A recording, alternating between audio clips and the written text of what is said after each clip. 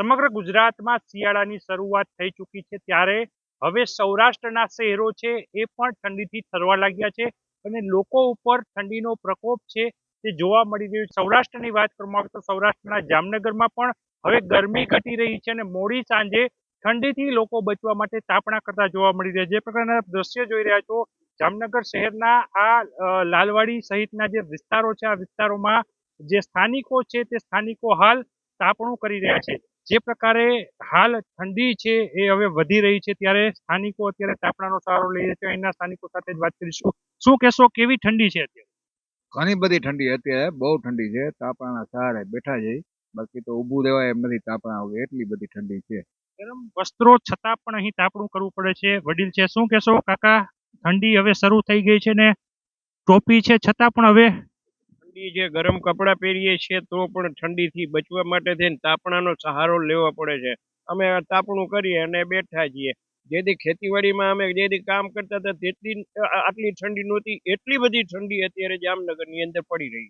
જામનગરની અંદર ઠંડીનો પ્રકોપ છે તે વધુ જોવા મળી રહ્યો છે. શું કહેશો કાકા? જનજીવન ઉપર પણ અસર અત્યારે ઠંડીના ઠૂંઠવાઈ રહ્યા છો. બરાબર શું કરું, ઠંડી તો આમ હાથ નથી ઉકળતા. બાયણે આમ ફોડિયા બાયણે કાઢી દે ઠરવા મને આગળ. પોળની બારે નીકળવાનું મન નથી થયું. વડીલ પણ કહી રહ્યા છે. ખાસ તમે જોઈ રહ્યા છો નાના નાના બાળકો સાથે અહીં લોકો પણ છે. શું કહેશો, કેવી ઠંડીનો અહેસાસ થાય છે અત્યારે? ખરેખર બહુ ખૂબ ઠંડી પડે છે અત્યારે. શિયાળાની સિઝનની ફૂલગુલાબી ઠંડીની જે મસ્ત લહેર હોય એથી પણ વધુ ઠંડી થઈને પબ્લિકને પોતાને કોઈ તાપણું ગરમ વસ્ત્રો, બાળકોને સવારે વહેલું ઉઠીને સ્કૂલે જવામાં પણ તબલ પડે એટલી બધી ઠંડી અત્યારે પડી રહી છે. વહેલી સવારે પણ ઠંડી છે. રાત્રિના સમયે બાળકો સાથે હાલ તાપણાનો સહારો લઈ રહ્યા છો. શું કહેશો? બહુ ઠંડી લાગે છે. કેવી ઠંડી છે? બહુ ઠંડી છે. તાપણું કરો છો? તાપણું કરી રહ્યા છે. જે પ્રકારે આપ દ્રશ્ય જોઈ રહ્યા છો અહીં સ્વેટર અને ટોપી સાથે છે. અન્ય પણ છે. શું કહેશો, કેવી ઠંડીનો ચમકારો?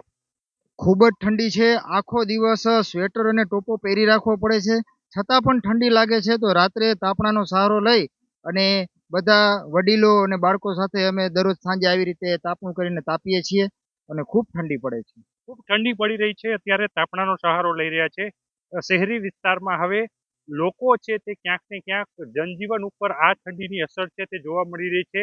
હાલ જે પ્રકારના અન્ય દ્રશ્યો જોઈ રહ્યા છો મહિલાઓ છે એ પણ ક્યાંક ને ક્યાંક ઠંડીથી તૂટવાતા તાપણા કરી રહ્યા છે. અહીંના વડીલો છે એમની સાથે જ વાત કરીશું. શું કહેશો બેન, કેવી ઠંડી છે અત્યારે? તાપણાનો બધા સહારો લઈ રહ્યા છે. અત્યારે શિયાળાની સિઝનમાં બહુ ઠંડી છે તો સવાર બાળકોને ઉઠાડવામાં પણ તકલીફ પડે છે અને એને સ્કૂલે જવામાં પણ તકલીફ પડે છે. અને બૈરાઓને તો કામ શેના વગર હાલે? કપડાં ધોવા, વાસણ ઉટકવા, ઠંડા પાણીમાંથી રહેવાતું નથી એવી ઠંડી પડે છે. અત્યારે બધા તાપણા કરી અને શેરીમાં બધા બેઠા છે. શું કહેશો, તાપણા કરી અને બેઠા છે? અન્ય નાની બાળકી પણ છે. શું કહેશો, સ્કૂલે જવાનું મન થાય? ના, કેવી ઠંડી હોય? બહુ અત્યારે શું કરો છો? તાપી.